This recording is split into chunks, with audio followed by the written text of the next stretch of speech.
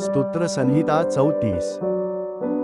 पीडेपासून झालेल्या मुक्ततेबद्दल उपकार स्तुती. परमेश्वराचा धन्यवाद मी सर्वदा करीन, माझ्या मुखात त्याचे स्तवन सतत असेल. माझा जीव परमेश्वराच्या ठायी प्रतिष्ठा मिरवील. दीन हे ऐकून हर्ष करतील.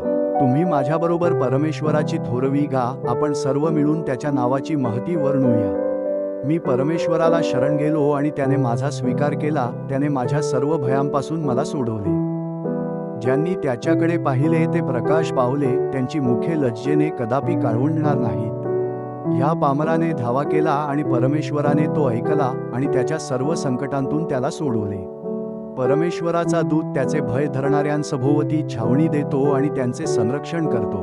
परमेश्वर किती चांगला आहे ह्याचा अनुभव घेऊन पहा. जो त्याच्यावर भाव ठेवतो तो पुरुष धन्य. परमेश्वराचे पवित्र जन हो, त्याचे भय धरा, कारण त्याचे भय धरणाऱ्यांना काही उणे पडत नाही. तरुण सिंहांनाही वाण पडते व त्यांची उपासमार होते, पण परमेश्वराला शरण जाणाऱ्यांना कोणत्याही चांगल्या वस्तूची वाण पडत नाही.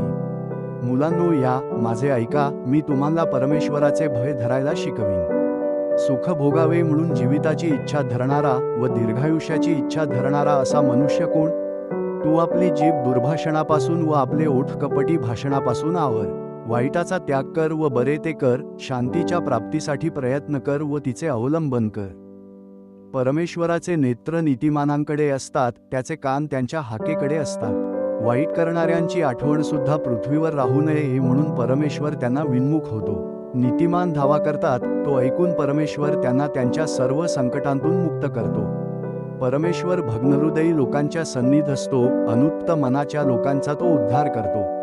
नीतिमानाला फार कष्ट होतात, तरी परमेश्वर त्या सर्वांतून त्याला सोडवतो. त्याची सर्व हाडे तो सांभाळतो, त्यांतले एकही मोडत नाही. दुष्टाचे मरण दुष्टाईतच होणार, नीतिमानाचे द्वेष्टे दंड पावतात. परमेश्वर आपल्या सेवकांच्या जीवाचा उद्धार करतो. त्याचा आश्रय धरणारा कोणीही दोषपात्र ठरत नाही. आमेन.